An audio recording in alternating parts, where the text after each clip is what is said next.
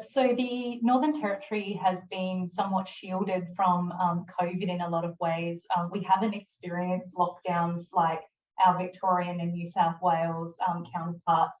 So that's in some ways left us a little bit behind in the sense of urgency for change, particularly in relation to working arrangements. And what that means for us is because our labour market is quite fluid, we draw from interstate talent pools, the expectations of employers here and potential talent pools interstate are becoming increasingly divergent. And I think one of the things we really need to do in the Northern Territory is make sure that we keep pace with the experiences and the changes that's produced with our southern counterparts. In Queensland, I think it's a bit different to the Northern Territory in that whilst we had our lockdowns and so on, we're experiencing this transition of people living in regional areas, but not working in those regional areas. So they're taking up housing that would ordinarily be occupied by people who actually live and work there, whereas we've got a lot of people, what we're calling in that advanced hybrid working environment where they live regionally and work somewhere else.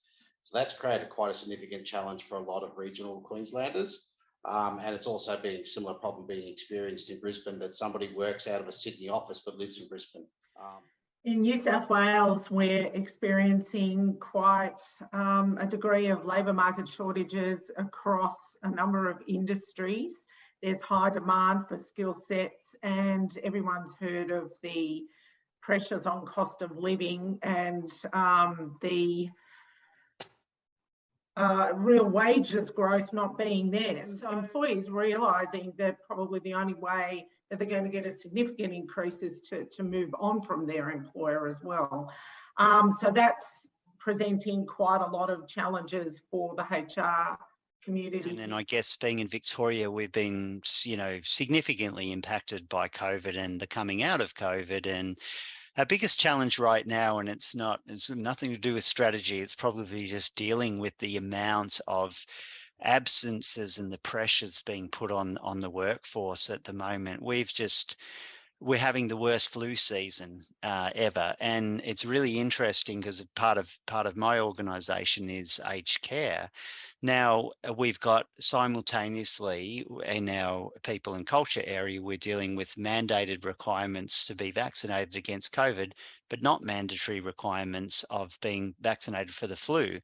And which is, go figure, because we're not a public health service. We've got what unfortunately you get drawn into as the people and culture area is just the practicalities of managing that. So it's all a bit operational and busy work at the moment, unfortunately. I know what we'd like to be doing and what we aspire to be doing, but the reality is right now we are coping with a lot of workforce pressures and adjusting to the new normal. Yeah, what we're facing in WA is twofold. First of all, historic record lows in unemployment, which is making filling positions, finding talent, retaining talent really challenging for organisations across a whole range of professions, from low skilled to professional services, mining, aged care, hospitality, retail, you name it. So there are significant challenges on finding and retaining talent in the workforce in WA. And this comes at the same time that the HR profession has never been in more demand than it has been, at least in my 20-year career in HR. HR people are called upon to look at, how we manage and deal with hybrid work, given the ongoing nature of the pandemic, workforce shortages because of the sick leave that still comes from COVID and other viruses, particularly as we enter winter. And organisations are really crying out for talented HR people. So it's a fantastic opportunity for those wanting to grow their career in HR. But I find, particularly as state president, and I hear it a lot, many organisations are struggling to fill their HR positions with the demands on HR kind of roles in a very tight labour market.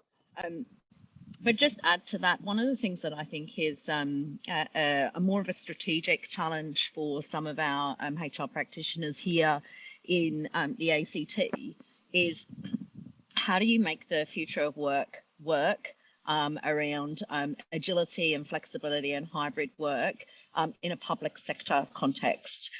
So in some environments where, there's sort of collective agreements in place or it's highly unionised, there's this sort of strong policy setting around returning to the office. How do HR professionals ensure that they are really balancing that act of getting the EVP right so that, they're able to differentiate their organisations in the market, meet the needs of their individuals who want to retain hybrid work as a preference, but also ensure that there's parity because, some people obviously cannot work hybrid because of the nature of their roles. And how do you actually navigate that complexity to ensure that you're being fair and equitable in this current environment?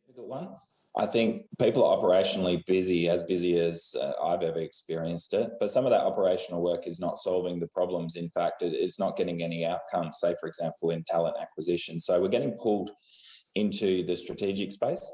In the medium sphere, I see organisations are investing more in HR positions in their organisation. That'll take some time before it reduces the here and now operational workload, but it's exciting to see organisations investing in more strategic positions in organisations, looking at how they can use technology to minimise some of that operational work where possible. Again, that's more medium, long-term solution. And I think probably one thing that stood out to me that I'm seeing here across the HR profession and HR departments, for want of a better term, in organisations is more collaborative work so that we share the operational work and we work together more strategically. It's not just hived off to specific strategic positions. It's working collaboratively, it's restructuring work so that operational work can be done as an adjunct to a strategic role as well. So, for example, what I see with that, a number of organisations are investing in HR graduates to come in and help them work on the strategic by taking care of some of the operational as well, and really kind of pair those together, use it as an opportunity to grow and build the skills of HR graduates or early career professionals in HR who do take on a bit of that operational work but have the strategic knowledge and insight to contribute to bigger picture things. So, I think one of the challenges that we're experiencing in South Australia as HR practitioners is much the same as what a lot of practitioners nationally would be experiencing, which is managing that transition back to the office environment.